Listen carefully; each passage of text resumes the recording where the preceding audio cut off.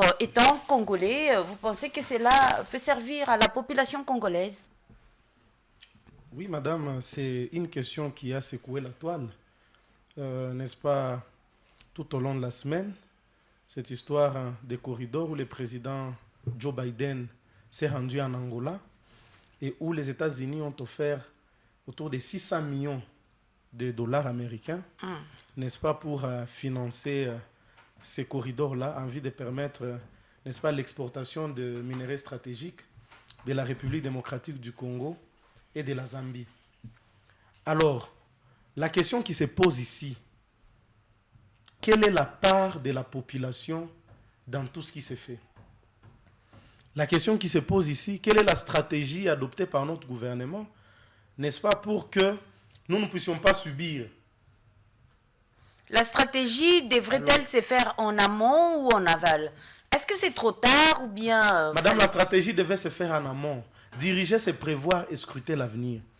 Nous avons l'impression que nous avons des dirigeants qui, n'est-ce pas, ne comprennent pas les enjeux du moment, ne comprennent pas les enjeux du monde et qui sont en train de subir. Vous avez vu le président de la République qui jouait son match calmement et qui d'un coup, on l'a surpris, il est parti en Angola, Manu Militari, et il est parti là-bas, n'est-ce pas, pour des choses qu'il ne comprenait pas.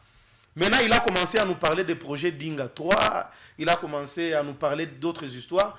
Pourtant, la question qui s'est posée ici, c'était plutôt une question de se positionner par rapport, n'est-ce pas, aux enjeux, n'est-ce pas, du monde par rapport aux minéraux. Et aujourd'hui, comme était en train de le dire M. Paulin, aujourd'hui, la République démocratique du Congo fait face à des dirigeants, en fait, qui n'ont pas des gens dans leur cabinet, qui savent, n'est-ce pas, élaborer des projets et, n'est-ce pas, qui mettent la République démocratique du Congo au parfum des enjeux du monde. Alors, la deuxième question que je suis en train de me poser, alors, ces minéraux stratégiques-là vont servir à qui? Madame, je peux faire un regard encore un peu, n'est-ce pas, rétrospectif. On nous a chanté ici les accords de jointe venture entre la République démocratique du Congo et, n'est-ce pas, et les États n'est-ce pas, les États arabes, hein, qu'on appelait ici Primera Gold. Mais madame, où est-ce que nous en sommes aujourd'hui? Cela a profité en quoi à la République démocratique du Congo? La population aujourd'hui, dont la pauvreté continue de s'accentuer, elle a gagné quoi? Et ça sera les mêmes effets produiront, les mêmes causes produiront les mêmes effets. Le chef de l'État a parlé quand même de la création des 30 000 emplois, n'est-ce pas, quand même considérable, Maître Madame, vous fiez toujours à la parole du chef de l'État. Bon, je ne sais pas, peut-être vous avez la foi puisqu'il a demandé à l'Église catholique de beaucoup prier pour que nous puissions quitter cette situation, la situation de guerre. Mais moi, je crois que tout Congolais sérieux, aujourd'hui, c'est ce que vaut, n'est-ce pas, la parole du chef de l'État. Pendant la campagne électorale, il nous a chanté qu'il y avait des candidats des étrangers. Il a chanté nuit et jour. Aujourd'hui, il devient le premier président de la République démocratique du Congo à battre les records dans les voyages à l'étranger. Aujourd'hui, le seul projet qu'il peut dire, pendant que son mandat est encore en train de commencer à peine, le seul projet qu'il pense qu'il va vendre à la population, c'est ce projet, c'est ce financement, l'hôpital, d'ailleurs dont il ne connaissait même pas les enjeux. Il a été appelé dans un autre pays et on lui dit, voilà, il y a 600 millions qui sont sur la table, voilà comment vous allez faire les discours politiques pour que votre population comprenne. C'est comme ça qu'il est en train de s'emballer. Pendant la campagne, il nous a dit qu'il ne rencontrera pas Kagame, mais les 15 ici, il va les rencontrer. Alors, si vous pensez que la parole du chef de l'État dans ce pays vaut quelque chose, alors, je ne sais pas... Mais c'est quand même lui le chef de l'État, je ne sais pas où est-ce que vous voulez que la population aille trouver un autre chef de l'État, alors que jusqu'à preuve du contraire, c'est Félix Tshisekedi, le président de la République. C'est lui, fort malheureusement, c'est lui le président de la République. Et la population a compris qu'elle va continuer à souffrir. Puisque même si nous sommes là dans les hypothèses impossibles, même si les États-Unis, le président Joe Biden, pouvaient respecter la République démocratique du Congo et se rendre à la République démocratique du Congo, pas offrir les 600 millions, n'est-ce pas, au pays, à tous les pays qui sont impliqués dans le projet, bon, investir dans le projet. Et si on pouvait offrir les 600 millions à la République démocratique du Congo, madame, vous pensez que la population pouvait se retrouver? Mais ça serait de l'argent détourné. Nous sommes dans un système de prédation, de corruption, où la population n'a Dieu que pour pleurer. Alors aujourd'hui, on investit de l'argent. Le président se frotte les mains. Mais nous posons la question, où est la part de la population? Il dit on va créer des emplois, oui. Mais pendant la campagne électorale, je ne sais pas si vous avez suivi une petite vidéo, une incise que j'ouvre, madame, peut-être pour rire. Une petite vidéo qui a circulé pendant la campagne, où il dit les jeunes, je suis votre partenaire, je vais créer des milliers, des millions d'emplois.